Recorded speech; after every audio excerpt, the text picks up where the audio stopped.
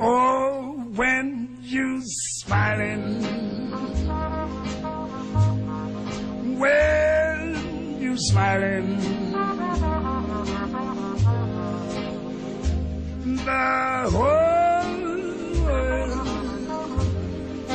smiles.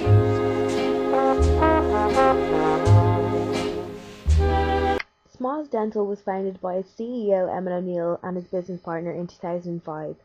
Originally established as a teeth whitening clinic, teeth whitening now represents only 1% of sales, and the company has 13 clinics around Ireland offering full dental services. Emmett's aim when he started out with Smiles was to demystify dentistry. When his mother told him that he had to start paying for his own dentist visits, he recalls sitting in a dull waiting room reading an old magazine without any idea of how much the visit was going to cost or exactly what was going on. Emmett recognised the need for change, and thus Smiles was born. Changes. Turn and face the strain. Changes.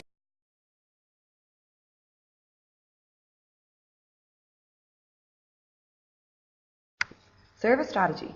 We carried out a SWOT analysis to analyse Smiles' strengths, weaknesses, opportunities and threats.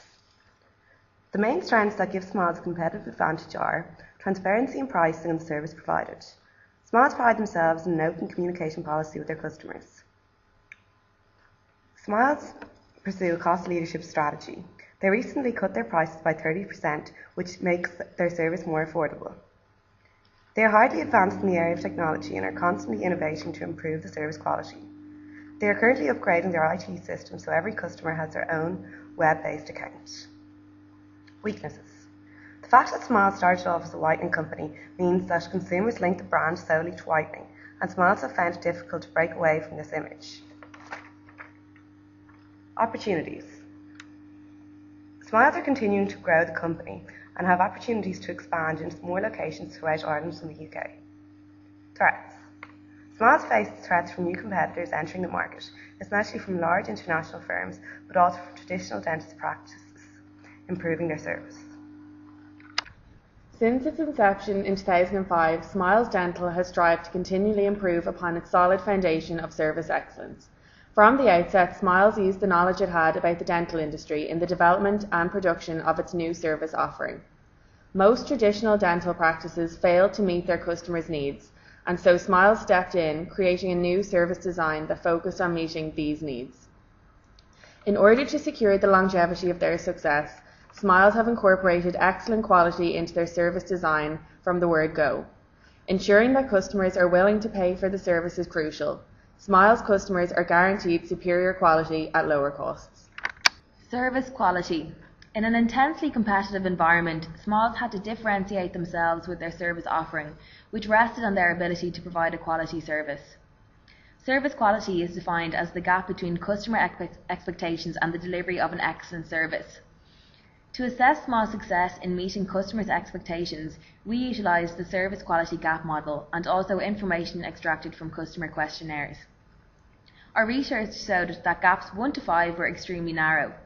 40% of customers felt service quality at Smiles far surpassed expectations.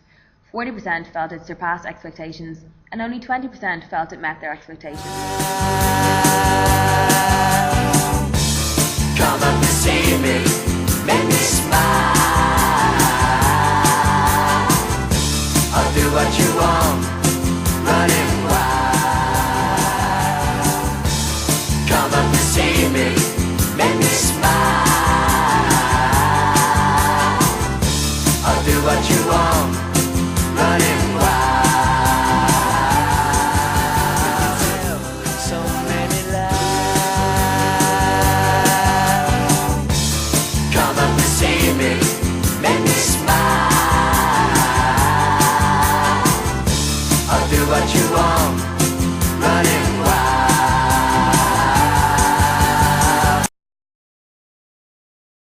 What leaves me most about going to the dentist is the long waiting times. When I had a really bad pain with my wisdom teeth, they weren't able to accommodate me for an appointment for another 2 months, and when I finally did get to see the dentist, he sort of rushed through the appointment and didn't really take time to understand what my problem was or to try and fix it for me, and it was just... If I was to change something about my dentist, it would definitely be the long waiting times. Whenever I turn up, there's always 15 or 20 minutes after the actual assigned time that I finally get in to actually see the dentist, and I then end up paying more money than I would have ever hoped to.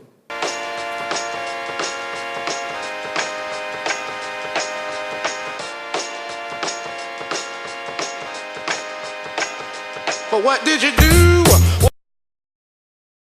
I don't like going to the dentist, it's too expensive.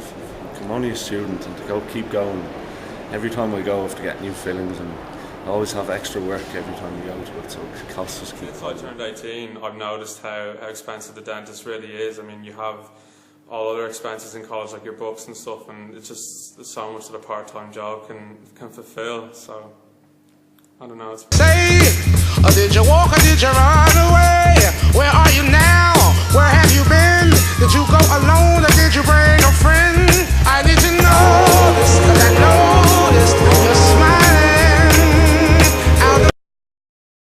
My ideal dentist would be one that's reasonably priced, one that there's no long waiting, you get an appointment within a few days of ringing up. One where the doctor or the dentist explains exactly to you what the procedures are going to be, and one where the dentist kind of knows you on a more personal basis, more so than just as... And I can tell you know how hard this life can be, but you keep on smiling for me. What went right and what went wrong? Learning points. From speaking with Emmett in our interview, some interesting points came to light. We learned that sometimes, in business, it's okay to take risks. Smiles have taken several risks when it comes to their dental technology. For example, investing in new crown-producing machinery. While some of these have been failures, Smiles have learned from their mistakes and have persevered. Furthermore, it became apparent that providing a good service means providing what the customer wants. Smiles originally began as a teeth whitening clinic, but ventured into general dentistry when it realised the market for teeth whitening was not sustainable. Finally, we now know that in any service firm, customers are the key asset. Smiles have a customer-centric approach, ensuring that everything they do is with their customers in mind.